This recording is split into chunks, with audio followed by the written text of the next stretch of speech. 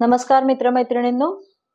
राज्यातल्या महायुतीच्या मांडवात एक चौथा खांब जोडू लागलाय अशी चर्चा आहे. राज ठाकरे यांनी अमित शहा यांची भेट घेतली त्यांच्या मुलासह आणि तेव्हापासून या सगळ्या चर्चांना उधाण आलं आहे. अजून निश्चित काहीच ठरलं नाही, पण ज्या अर्थी अमित शहांची भेट घेतली, अर्धा तास त्यांच्याशी चर्चा केली, त्या अर्थी काहीतरी ठोस याच्यातनं निष्पन्न होईल असं मानायला हरकत नाही.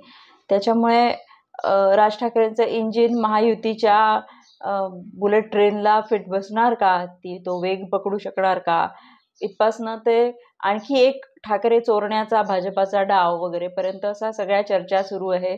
माध्यमांमध्ये जोरदार चर्चा सुरू आहे. तर राज ठाकरे महायुतीत येतील का, आणि आले तर त्यांचा त्याच्यात काय लाभ होईल आणि महायुतीला काय लाभ होईल, यावरच मी आज बोलणार आहे. नमस्कार, मी आहे राधिका घोर आणि आपण बघता आहे घनघोर. मित्रांनो, राज ठाकरे महायुतीत सहभागी होणार की भाजपासोबत काही वाटाघाटी पूर्ण होऊन मैत्रीपूर्ण लढत होणार, किंवा मग नुसतीच आमची सदिच्छा भेट होती असं म्हणण्याची पाळी या दोघांवरही येणार, हे आता अजून तरी क्लिअर नाहीये. अनेकांनी अनेक तर्क केले आहे, जसं की दक्षिण मुंबईतली जागा भाजपाकडनं मनसेला दिली जाऊ शकते. आता मागच्या व्हिडिओमध्येच मी सांगितलं होतं की अरविंद सावंत यांचा तो मतदारसंघ आहे आणि अरविंद सावंत अजूनही उबाठा सेनेतच आहेत, ते येण्याची काही शक्यता नाहीये. पण आणि तिथले जे दुसरे उमेदवार संभाव्य मिलिंद देवरा, त्यांना राज्यसभेतनं पाठवलं आहे. त्याच्यामुळे ही जागा भाजपाकडे येण्याची शक्यता आहे. सध्या ती एकनाथ शिंदेची जागा तर नव्हती, त्याच्यामुळे भाजपाच्या कोट्यातून ही कदाचित मनसेला जाऊ शकते. बाळा नांदगावकरांचं तिथे नाव चर्चेत आहे. त्यांना कदाचित कमळाच्या चिन्हावरही लढवलं जाऊ शकतं किंवा मनसेच्या चिन्हावर लढवलं जाऊ शकतं, माहिती नाही. मात्र मोदींच्या नावावर तिथनं कोणीही निवडून येईल हे तर आहे. लोकसभेला जसं मी सांगितलं, लोक फक्त मोदींकडे किंवा केंद्राच्या सरकारकडे बघतात, त्याच्यामुळे ती अडचण काही येणार नाही. पण आणि बाळा नांदगावकरांचा किंवा मनसेच्या मराठी मतांचा जो ॲडिशनल फायदा आहे तोही भाजपाला मिळेल, कारण की जी मराठी मतं अरविंद सावंत यांना त्या भागातनं जायची, ती सहज बाळा नांदगावकरांकडे जाऊ शकतील. त्यांचं तो एक फायदा पण भाजपाला होईल. नाशिकच्या जागेवरही चर्चा सुरू आहे, पण मला वाटत नाही की 2 जागा वगैरे सोडल्या जातील मनसेसाठी लोकसभेच्या. खरं तर मनसे प्रादेशिक पक्ष आहे, त्याच्यामुळे त्यांना लोकसभेमध्ये आत्ता इंटरेस्ट असण्याचं काही कारण नाही आहे. त्यांचा इथलंच त्यांचं अस्तित्व, जे त्यांचं विश्वासार्हता हरवली आहे, ती पुन्हा मिळवण्याचा प्रयत्न त्यांचा, धडपड त्यांची सुरू आहे. त्याच्यामुळे याच्यात त्यांना इंटरेस्ट असेल असं वाटत नाही. राज्यसभे म्हणजे जर मनसेला एखादा खासदार हवाच असेल तर तो राज्यसभेतूनही पाठवला जाऊ शकतो. एक राज्यसभेची जागा लवकरच रिकामी होऊ शकते मुंबईतनं, तर तिथनंही मनसेचा एक खासदार दिला जाऊ शकतो. तशी ॲडजस्टमेंट करता येईल, कारण भाजपासाठी लोकसभा निवडणूक सर्वात महत्त्वाची आहे. त्यामुळे पुढचा विचार करून वगैरे भाजपा लोकसभेसाठी काही कॉम्प्रोमाइज करेल, काही अशी डील करेल असं मला वाटत नाही. जो काय भाजपाच्या फायद्याचा निर्णय असेल किंवा जो काय मोदींना निवडून आणण्यात मदत करणारा निर्णय असेल तो होईल, ही तर काळ्या दगडावरची रेघ आहे. त्याच्यामध्ये कुठल्याच हे होणार नाही. आज नाही पण विधानसभेसाठी, महापालिकेसाठी मनसेला ही युती फायद्याची ठरू शकेल आणि भाजपाला महायुतीतही कदाचित मनसेची मतं ॲड होतील, कारण अनेक ठिकाणी म्हणजे विशेषतः मुंबई, ठाणे, कल्याणमध्ये मनसेला दुसऱ्या क्रमांकाची मतं मनसेच्या उमेदवारांना मिळाली होती. पण अर्थातच पहिले जागा वाटपात याच्यामुळे खूप अडचणी निर्माण होतील विधानसभा आणि महापालिका निवडणुकीत. म्हणजे ती भागीदारी तयार होईल. आत्ताच यांचा महायुतीचा जागा वाटपाचा तिढा काही सुटलेला नाहीये.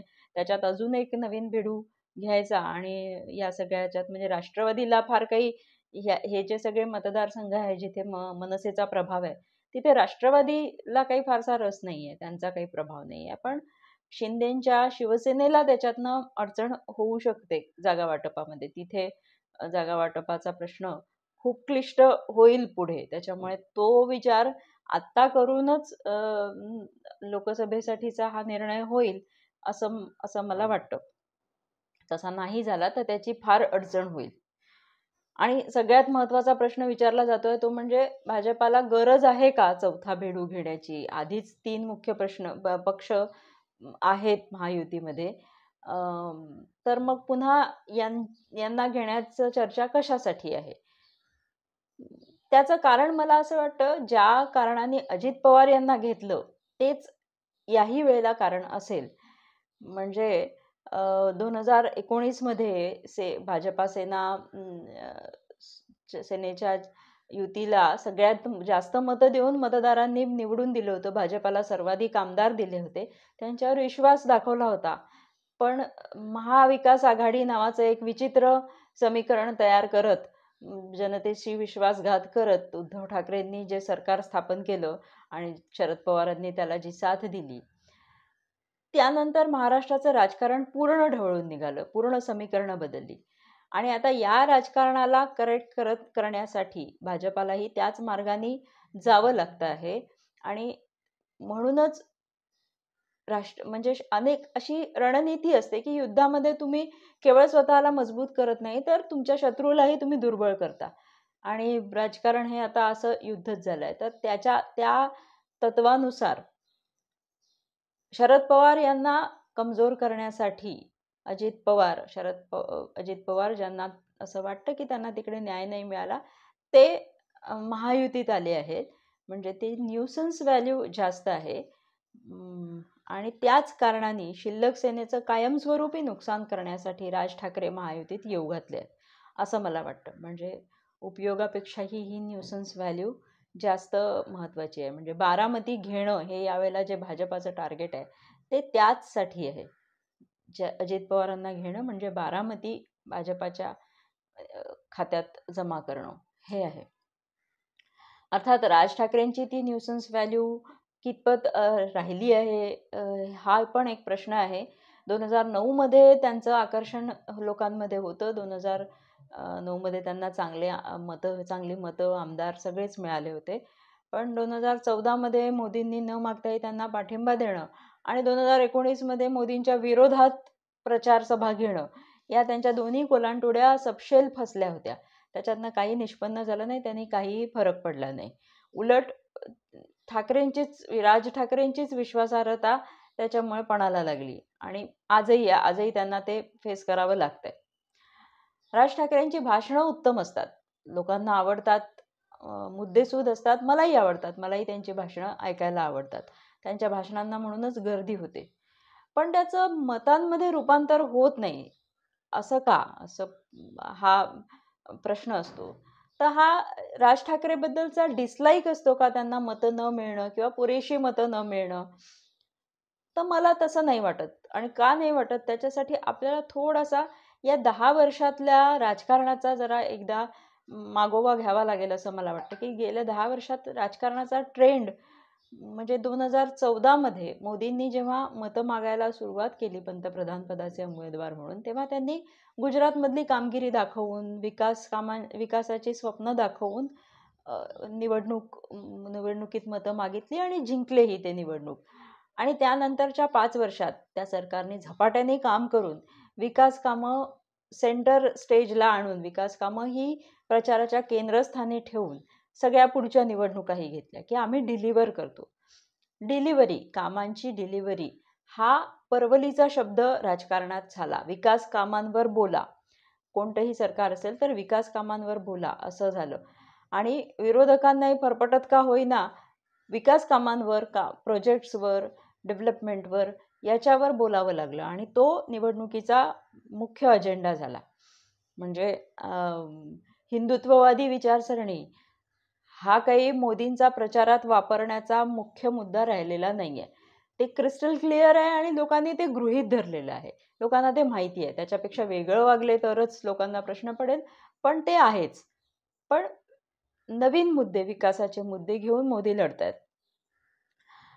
पण विरोधक अजूनही तेच, जर हुकुमशाही सरकार, फासीवादी फॅसिस्ट सरकार, गरिबी, संविधान बचाव असे सगळे मुद्दे घेऊन जेव्हा येतात तेव्हा तुम्ही इररिलेव्हंट ठरता. तुम्ही काय करणार आहात हे जेव्हा तुम्ही ठोस सांगू शकत नाही, तुमचा पंतप्रधान पदाचा उमेदवार कोण हे तुम्ही ठोस सांगू शकत नाही, तेव्हा तुम्ही आउटडेटेड, संदर्भहीन ठरता, असंबद्धही ठरता. म्हणजे धारावीचं उदाहरण आता आपण बघू शकतो की धारावीत लोकांना रिडेव्हलपमेंट हवी आहे, का नको असेल? कोणाला चांगलं आयुष्य जगायचं नाही आहे, सगळं जग पुढे जात असताना. पण तिथे जाऊन तुम्ही तेच बोलाल की आपकी जमीनें धनिकों के हाथों में दी जा रही है, आपको कुछ नहीं मिलेगा. तर तुम्ही आउटडेटेड ठरता. तुम्हाला माहिती नाही की जगात काय चाललं आहे. म्हणजे अजूनही काँग्रेस ते आपल्या जुन्या सरंजामी पोकळ वाड्यातच राहते आहे. लोक इकडे चंद्रावर पोचले तरी यांना पत्ताच नाही, अशी सगळी परिस्थिती आहे. पण मतदारांना त्याची जाणीव आहे. त्याच्यामुळे मतदारांचं स्पष्ट आहे, जो सत्ता चालवू शकतो, जो राज्य करू शकतो, ही विकासाची गाडी फास्ट नेऊ शकतो, त्याच्या हातात सत्ता द्या, असं मतदारांचं पक्क ठरलंय. त्याच्यामुळे अशी विकासाची गाडी फास्ट धावत असताना कडबोळ्याचे प्रयोग करणं जनतेला परवडणारं नाहीये. जनतांना, मतदारांना ते समजतं. तुम्ही पाहिलं असेल की गेल्या काही दिवसात अत्यंत डिसायसिव्ह म्हणजे निर्णायक मतदान, बहुमत देऊन लोकांनी राजकीय पक्षांना सांगितलंय, पूर्ण बहुमत दिलंय, आता नीट सरकार चालवा, आता गडबड गोंधळ करू नका. राज ठाकरे किती म्हणत असले की माझ्या हाती एक हाती सत्ता द्या, मग मी अमुक करेन तमुक करेन वगैरे, पण ती तशी मिळावी याच्यासाठी डिलिव्हरी त्यांच्या पक्षाने अजून काही सिद्ध केलेली नाहीये. ते कर्तृत्व त्यांना सिद्ध करावं लागेल. आणि म्हणून 2-5 जागा देऊन त्यांना काय फायदा आहे, असा विचार करून मनसेला लोक निर्णायक मतदान करत नाहीत. हे मतदान मिळवण्यासाठीची क्षमता राज ठाकरेंना वाढवावी लागेल.